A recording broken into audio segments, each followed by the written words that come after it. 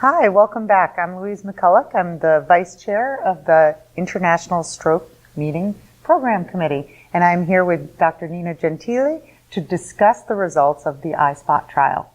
Thank you for coming. My pleasure. So why don't you tell me a little bit about the purpose of the trial? The iSPOT trial is an ancillary study to the SHINE trial, which is a multi-center randomized controlled trial that many of us heard the results of this morning. The iSPOT trial has been working alongside the SHINE trial with the hope of understanding the results of the study. In other words, why is acute stroke, is blood glucose control beneficial in stroke? Or why is hyperglycemia control not beneficial for patients with stroke?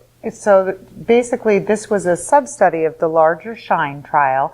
What was the hypothesis? What were you trying to determine with this sub-study, with the SPOT patients? So what we hypothesized that one of the major reasons why acute stroke patients with hyperglycemia don't fare as well after stroke than patients who have normal blood glucose is because they have some alteration of their blood coagulation pathway, so that the tissue factor pathway of blood coagulation is overactivated, and that these patients are more prone to having either recurrent stroke or first-time stroke, and then paradoxically also have more problems with hemorrhage after specifically TPA in stroke or even without TPA. So we have some background information about the way these markers are different biologically in patients who suffer stroke, and particularly in patients who have hyperglycemia in stroke. So how many of the SHINE cohort were enrolled in the sub-study? What numbers, patients? We enrolled 270 of the entire group, so about a quarter. Okay. And then, so what did the trial, I realized this was a sub-study to look at coagulation factors, so what did the study find in this cohort? Interestingly, we found that there were some differences with blood glucose control in terms of the changes in these coagulation markers that we were looking at.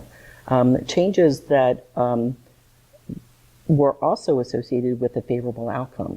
So these associations are certainly not causation, but it's very interesting to see these relationships, and I think we'll be really interested to see how it all fares as we drill down and understand our findings.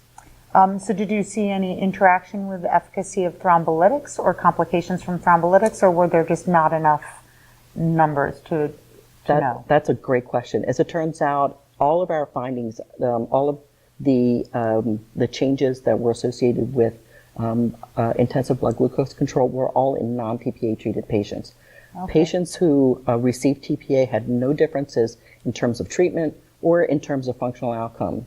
So it may be that the signal is perhaps diluted by virtue of just the effects of TPA on these biomarkers in and of themselves, but it remains to be seen. Oh, that's going to be very interesting. Yeah. So do you think that this will, in the future, have some role in determining who is at a higher risk for either clotting or enlargement of their stroke? I think it's going to inform us in terms of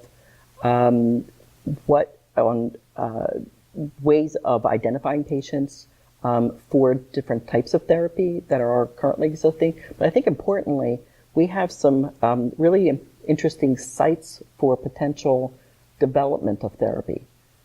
Sites that are that may be difficult to develop therapies around, but interesting nonetheless. And maybe well worth the effort. We'll have to find out. Yeah. So thank you very much for joining me today, Absolutely. Nina. Thank you.